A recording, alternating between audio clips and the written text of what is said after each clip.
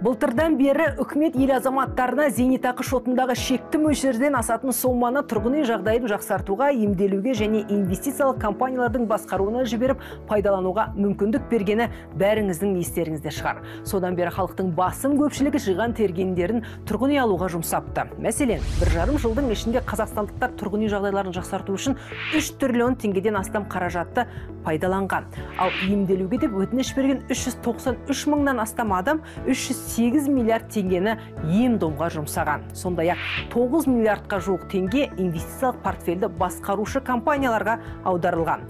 Бүгінгі бағдарламада біз қордағы ақшасын мақсатты қажеттіліктерге жұмсаудың тетігін әлі де дұрыс түсіне алмай жүрген жұртшылыққа бір жолғы зейнетақы төлемдерін тиімді пайдалану жолдарын түсіндіріп беруге тырысамыз.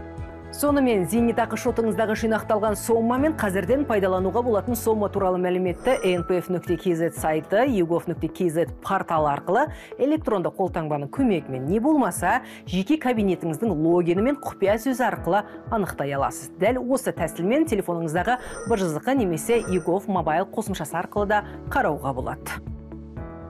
Азаматтар жергілікті шектен асатын қаржысына қол жеткізу үшін уәкілетті оператор ретінде белгіленген отбасы банкінің сайтына тіркеліп, жеке шот ашулары керек. Кейін бір жолғы төлемдердің қандай мақсатта және қанша сомасы қажет екендігі туралы өтінішті толтырып, оны электронды цифрлы қолтаңба арқылы куәландырады.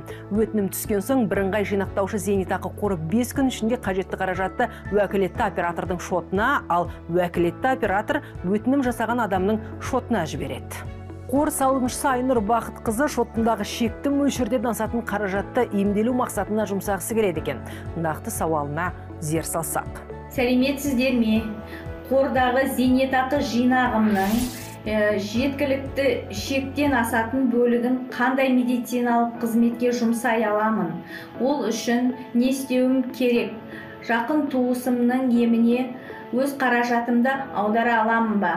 Сауалыңыз түсінікті. Жауабын Түркістан облыстық филиалының директоры Қайрат Кенбаев түсіндіріп беруге әзір. Сіз байланыстасыз, Қайрат мырза. Саламатсыздар ма? Сұрағыңыз түсінікті. Емделуге арналған бір жолғы зейнетақы төлемдерін реттейтін қағидасы бекітілген. Сол қағидада медициналық қызметтердің тізбесі көрсетілген. Атап айтқанда бұл орфандық ауруларды емдеу, стоматологиялық қызметтер, офтальмологиялық қызметтер, протондық терапия, радионуклеидті, радиойодты операциялар. Жалпы айтпағым осы, бірыңғай жинақтаушы зейнетақы қорындағы жинағаныңыз көбейе берсін.